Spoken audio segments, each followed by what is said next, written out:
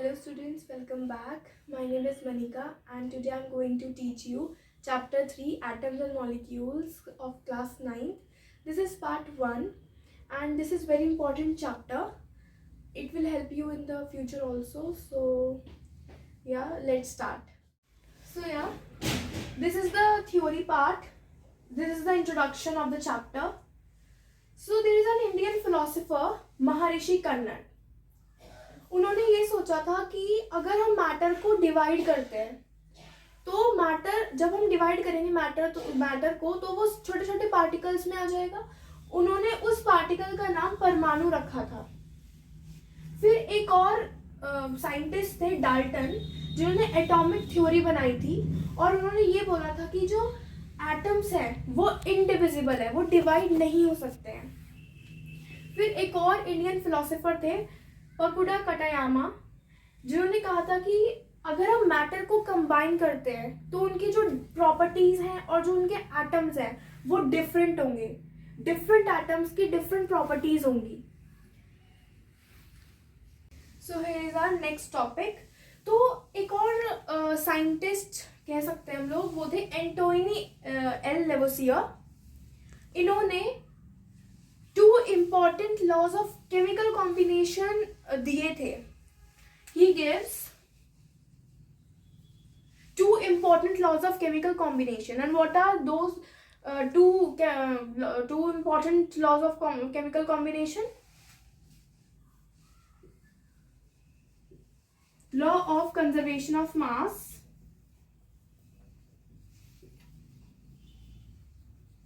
and law of constant proportion.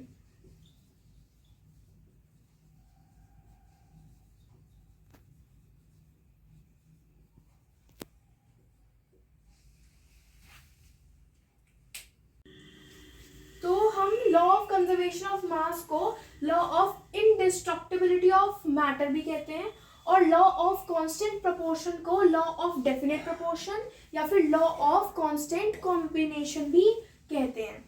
और Antoine L Lavoisier ने ये जो 2 लॉज थे केमिकल कॉम्बिनेशन के वो 1774 में दिए थे. तो law of conservation of mass, इसमें कुछ पॉइंट्स हैं. And in a chemical reaction,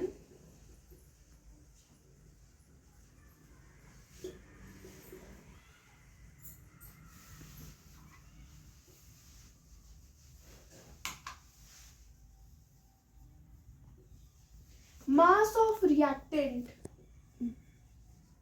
is equals to mass of product.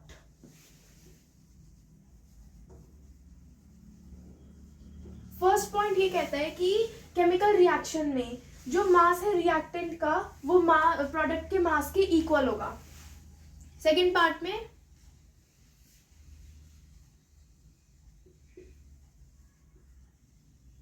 Mass remain conserved, mass conserved होगा, कांस्टेंट होगा. थर्ड में this is very important point, mass can neither be created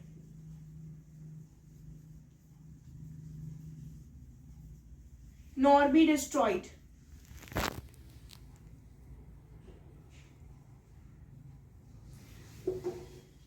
Mass can neither be created nor be destroyed. Mass बनाया भी नहीं जा सकता है और डिस्ट्रॉय भी नहीं किया जा सकता है. अब फर्स्ट पॉइंट के लिए मेरे पास एक एग्जांपल है. For example CaCO3 gives CaO plus O2. Here this is mass of, this is reactant and this is product.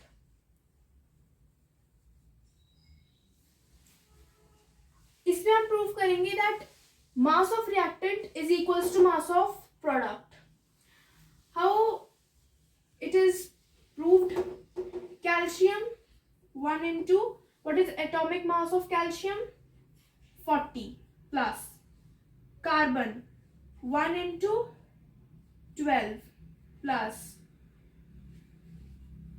Oxygen के एटम्स 3 हैं into atomic mass of oxygen 16. Add up. 1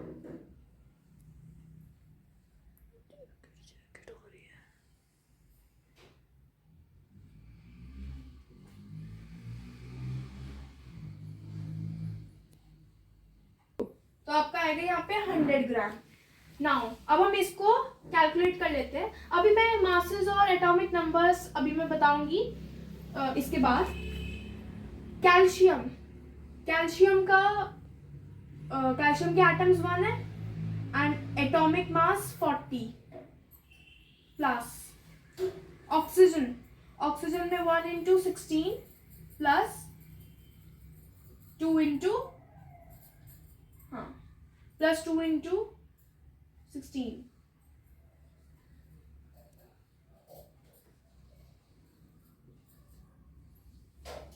add up।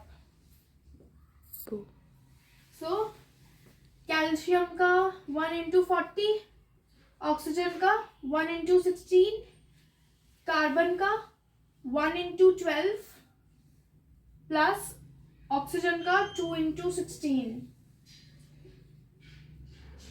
add up gram। So we can say that mass of reactant is equals to mass of product. Here can we say mass of reactant is equals to mass of product? Hence proved in the first case. So here is our next topic, law of constant proportion. So what is law of constant proportion? A pure chemical compound always contains same kind and number of atoms which combine in a fixed ratio by mass. एक pure chemical compound है जो कि same kind के same number of atom को combine करके रखता है एक फिक्स्ड रेशियो में by mass. For example water ले लेते हैं, कार्बन डाइऑक्साइड। हेयर यहाँ पे 2 एटम्स है हाइड्रोजन के, फिक्स्ड रेशियो में रखता है इसलिए मैं इस 2 का साइन लगा रही हूँ यहाँ पे।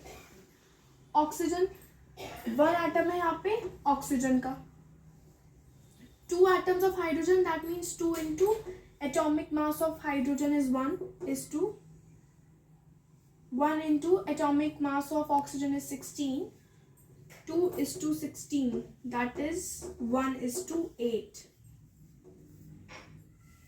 And in carbon dioxide 1 atom of carbon and 2 atoms of oxygen, carbon 12, 2 atoms of oxygen 16, 12 is to 32,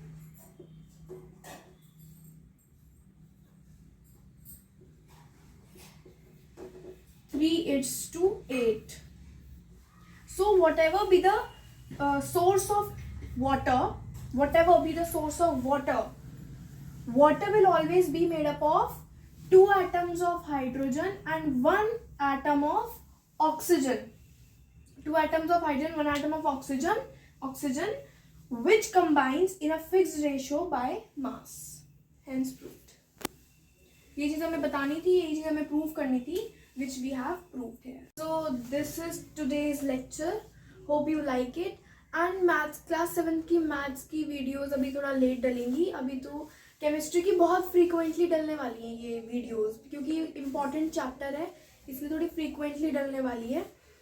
और कल हम डाल्टन की थ्योरी और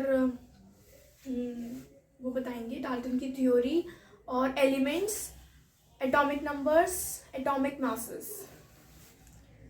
सो please subscribe to my channel, share to your friends and comment. So bye.